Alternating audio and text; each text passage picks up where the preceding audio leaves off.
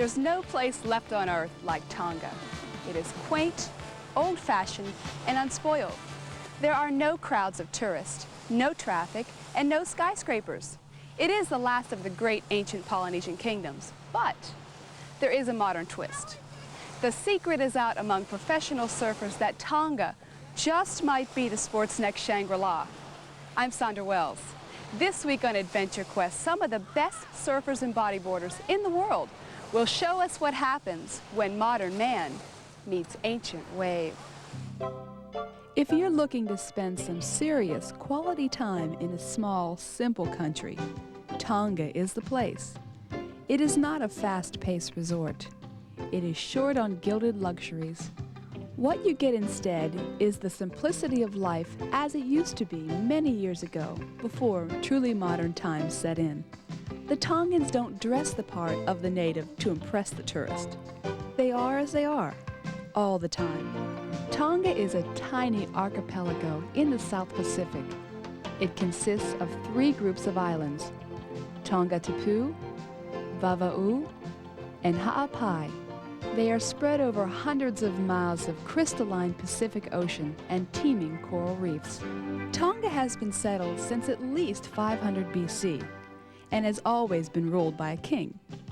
The early kings were called Tui Tonga and were believed to be divine. To this day, their burial sites are respectfully preserved. When Captain James Cook landed by this tree in 1777, he found a population so hospitable that he dubbed Tonga the Friendly Islands. In 1826, the Wesleyan Missionary was established and spread Christianity that is still an intricate part of Tongan daily life. Tonga has not changed a great deal since then. On Sundays, life comes to a full stop, and the empty streets of every village are filled with the happy sounds of singing from the small churches that dot the countryside. Tonga is a poor country, the poorest in Polynesia. But in a way, that fact is deceiving. The climate is well suited to simple homes. It is hard to go hungry here because food grows everywhere: breadfruit and bananas, watermelons and coconuts. The result is not the absolute poverty of the third world, but a simple, uncomplicated life of small means and no luxuries, but also of few worries. You could fit the whole population of Tonga into a football stadium. Like a big extended family, everyone seems to know everyone else. Tongans don't see many outsiders. Few tourists find their way here, but those who do are smothered with hospitality. No one who comes here fails to be touched by the warmth of these big, friendly people. While Tonga is trying to attract more tourists to boost its economy, much of its charm comes from its very untouristy idiosyncrasies. Tonga's main resource continues to be its perfect climate and stunning scenery. When Adventure Quest returns, we'll go scuba diving on one of Tonga's beautiful coral reefs.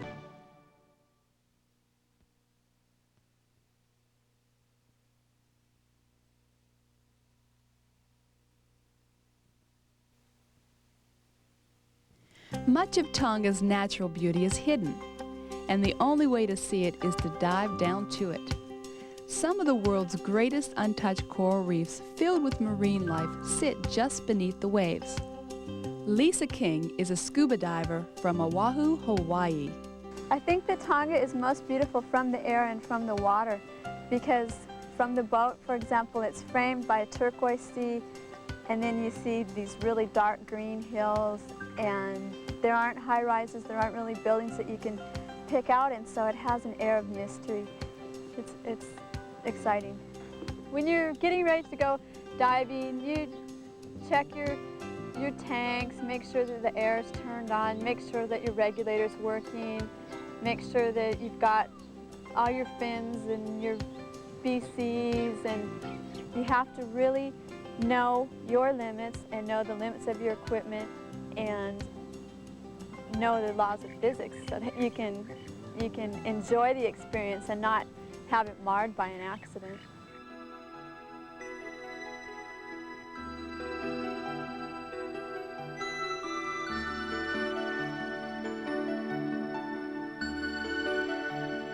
The coral reef was really varied. In some parts there were lots of different types of coral, staghorn coral, rose coral.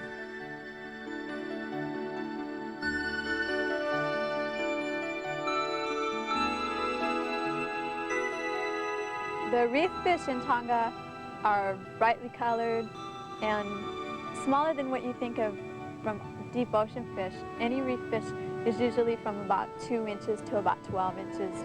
And the colors are really, really brilliant. Bright blues, bright yellows, bright oranges. Hundreds and hundreds of different types of fish living all together in a small area. One of the interesting things that they have in Tonga are clams. When you look at them at first, it's just, you see a purple stripe that looks like some type of a worm or something. And then when you get close up, you see that it's just the lips of a clam. And then when it closes, then you see the shell. At one point, we went into a cave, and the entrance was underwater about 50 or 60 feet, but there was no entrance above water, so the only way you could reach it was underwater. And the whole lighting was so blue. That's one of the things about cave diving, is it's usually really blue light, and it's an ethereal experience. It's something that you never have any other place in the earth except for underwater. I like to dive because I feel like I'm in a completely different world. It's like being an astronaut. You're completely weightless and you're not on the earth, and you're exploring some place that not very many people go, and you see it from any direction you want to, from upside down or on your side, and you just feel a complete sense of freedom. And I just feel almost more at home there. I'm certainly more graceful in the water than I am on land. And it's just a really fun, free experience. When Adventure Quest returns, we'll test the Tongan surf with some of the best wave riders in the world.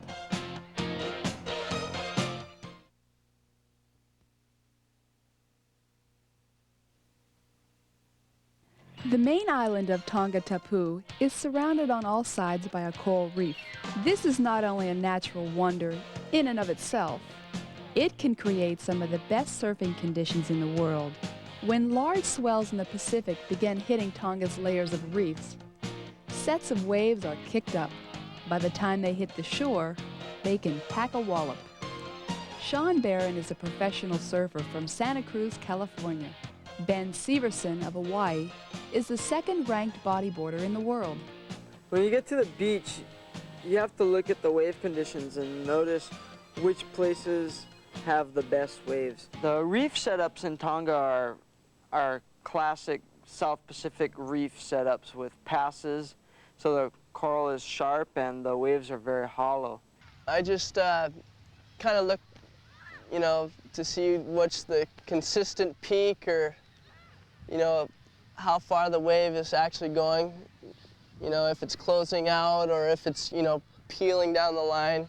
I prefer really hollow, fast-breaking waves, and so when I go to look for surf, those are the types of waves that I look for. Another good thing about Tonga, surf spots in Tonga are close to the beach, so you're able to paddle out to all of them. You don't need a boat. They're about 50 to 100 yards offshore from the coast, and it's very easy to access these. Sean is a classic stand-up surfer, while Ben is a bodyboarder, which means he rides on his belly with a smaller, more flexible board. Stand-up surfing is harder to learn, faster, and requires more balance. And when it is done at Sean Barron's level, it is spectacular.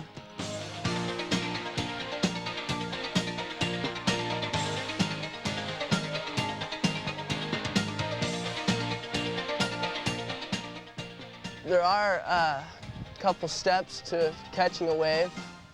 First you gotta see the wave coming, then proceed to paddle to it and kind of, you know, get in the right spot. You get in a push-up position and just kind of push yourself off the board and stand up, and just kind of, you know, bottom turn, that's what we call it, you know, after you know, drop in on the wave. and you just kind of bottom turn into it, and just, you know, from there you can do anything.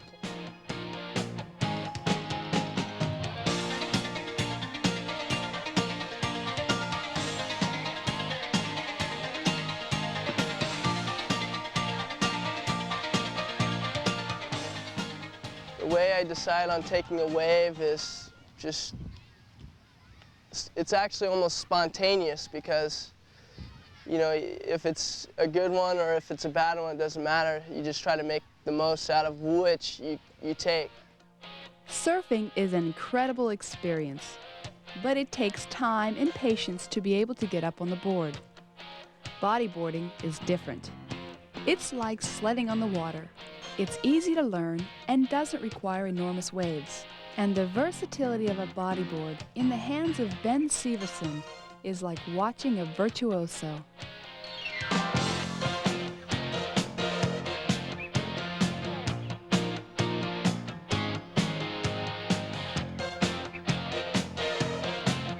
As long as you can swim, you can bodyboard, because it's very simple to learn and it's very easy to do. But it also has the potential for becoming a very high-performance wave riding vehicle. You can progress quite rapidly from riding prone in the whitewater to doing drop knee maneuvers inside the tube and other high-performance maneuvers.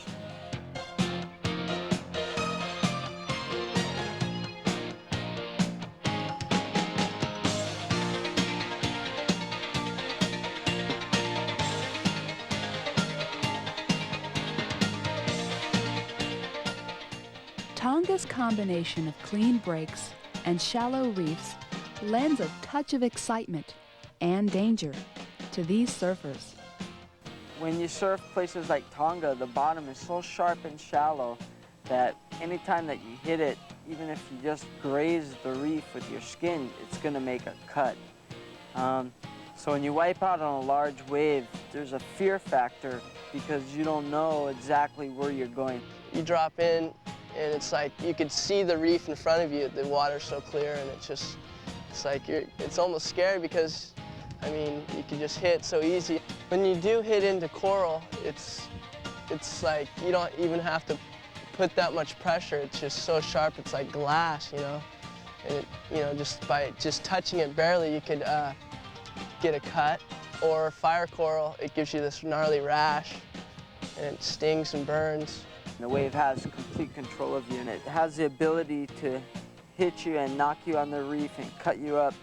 And when you defy that and perform radical maneuvers in the face of that danger, it makes you feel like you've cheated nature. When Adventure Quest returns, we'll look at the connection between high-tech equipment and high-performance surfing.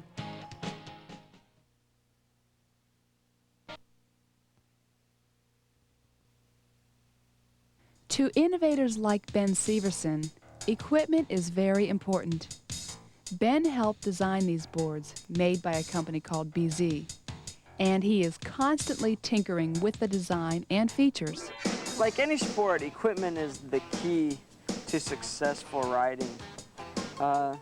In bodyboarding, as you start off, equipment is not as important as when you become more adept to riding.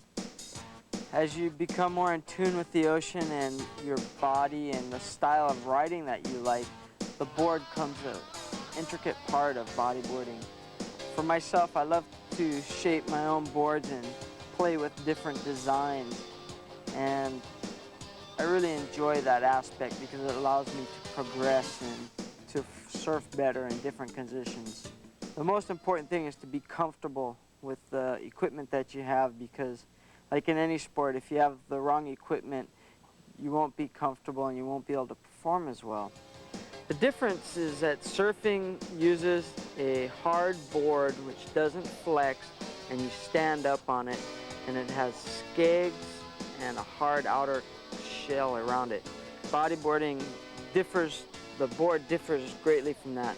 The board has some flex in it to compensate for the changing of the wave. It has a soft outer shell, which is much more, user-friendly. One of Ben's favorite moves is an upside-down 360-degree spin inside the tube of a breaking wave. You want to move up on the board a little bit, get your legs out of the water, keep from dragging your legs by lifting them up, center yourself on the board, and use centrifugal force from your head and your hip, your head and your feet to spin you around. It's one of the maneuvers that is really unique to bodyboarding and offers quite a bit of variety. When you're surfing in shallow water on sharp coral, like here in Tonga, or in colder climates outside the tropics, the protection of a good wetsuit is indispensable. Wearing a wetsuit during competition helps you to stay warm, makes your body work a lot better, because if you are cold, you're going to be stiff and you're not going to be loose enough to surf right. The most important features that I look in a wetsuit are warmth, flexibility, the styling, how it looks, and Hotline has all of them. As bodyboarding evolved into a world-class competitive sport that it has become, innovations have been developed to hone the performance potential of the bodyboard.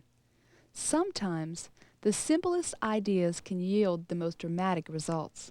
Applying a simple set of ridges, called channels, to the bottom of your bodyboard can increase the speed and control of your ride.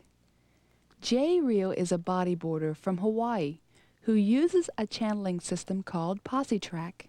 What they do is they help you to increase the linear flow of water across the board, which increases projection, helps you to get a little bit more speed, and holds you in the wave face a little bit better. And there's all different kinds of positions that you can put the channels in, depending on the effect that you want to get out of them. There's the positioning down here by the rails and far down towards the tail of the board. That gives you the maximum bite, maximum projection out of your turns. It's also going to give you a lot of torque out of any maneuver, in particular on big waves and in the drop knee stance. All of these technological advances serve to make surfing one of the most compelling, addictive sports in the world today. It's a different, it's different thoughts rushing through your head as you're pumping down the line and, generating all the speed and, pulling into the tube or something really, or doing some radical move or something. It's like a total rush, and you'd just be probably hooked on it, hooked on surfing. People like Ben and Sean say all you have to do is glide through a tube of breaking Pacific water just once, and you'll never look back. Of all the different things that I've experienced, none of them are the same as riding in the tube. It's really unique because you're inside of a moving object which is changing size, direction, speed, and you have to compensate for all these different factors. I like to yell sometimes when I'm inside the tube because you get this really neat echo effect with the sound bouncing off the inside of the tube. And a lot of times people can hear that. When I'm inside the tube, I hear a grinding echo sound, kind of just like, and if it's a real big wave, you could hear the lip slamming forth in front of you. It's really neat. It's one of the best things in surfing. You hear the wave breaking, and it's like you're inside a little cathedral full of stained glass.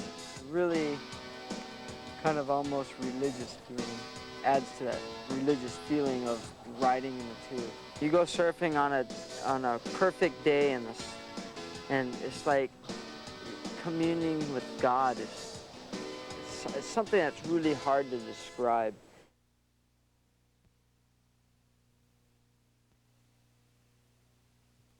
And so, Tonga sits, quiet and alone, waiting for a hurried world to stop and notice. But its seductive waves, its endless beaches, and its cheerful civilization cannot escape notice for long. The world will be here soon. But in the meantime, Tonga remains an open secret, a place where they let in only as much of modern life as they see fit. There's something nice about that. I'm Sandra Wells.